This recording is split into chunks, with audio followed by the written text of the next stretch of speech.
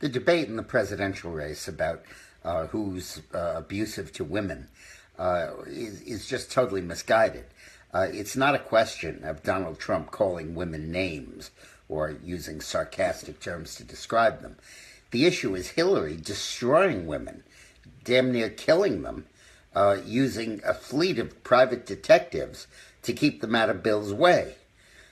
Any woman who Bill Clinton either had an affair with or was alleged to have had an affair with or tried to have an affair with and got rebuffed got the same treatment in the 90s. A private detective would visit them and warn them that if they went public with their accusations, they would be destroyed.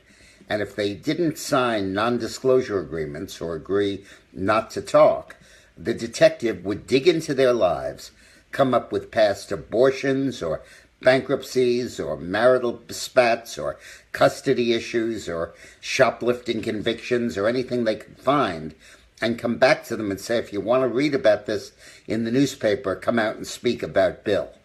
And this happened in dozens of cases. Did Hillary know about it? Of course she did. Her two top friends, her two best friends, Betsy Wright and Diane Blair, were personally appointed by Hillary to run this operation. I spoke to Betsy in the middle of it on a conference call with Eileen, and Eileen said to Betsy, you better be careful about those files after the election. Put them in a safe deposit box. And Betsy chuckled and she said, a safe deposit box? A warehouse would be more like it. In fact, and Bill would always frantically deny these charges. It isn't true. It didn't happen. But it happened in chilling detail. Kathleen Willey was groped by Bill in the Oval Office. And when it looked like she was going to go public and was called to a deposition, a guy jogged up next to her one day as she was running and said, better check out how your cat's doing. The next day, she found her cat dead. And she was running the next day, and a guy ran up beside her and said, better watch what you say at the deposition. This kind of thing went on all the time. When Linda Tripp helped Monica Lewinsky go public and persuaded her to, Linda worked at the White House and then at the Defense Department. And her secret personnel file at the Defense Department was leaked to Jane Mayer of New Yorker magazine. Who did it? Well, the government had to pay $500,000 to her in damages for the file being leaked. Obviously, it was Hillary.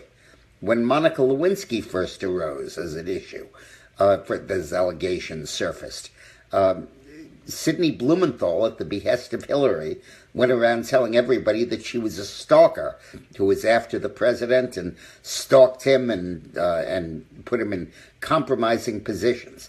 This nonsense went on all the time. Hillary and Bill denied that he had an affair with Jennifer Flowers. And Hillary said she's some kind of failed cabaret singer who needs to add to her resume. And Jennifer produced tapes talking to Bill. And they said the tapes were altered and doctored. And in 1998, Bill admitted that he had a long affair with her. So Hillary has been the leading abuser of women for many, many years.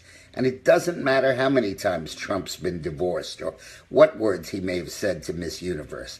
Those don't matter. They pale in comparison to this. And this is not just an issue of character.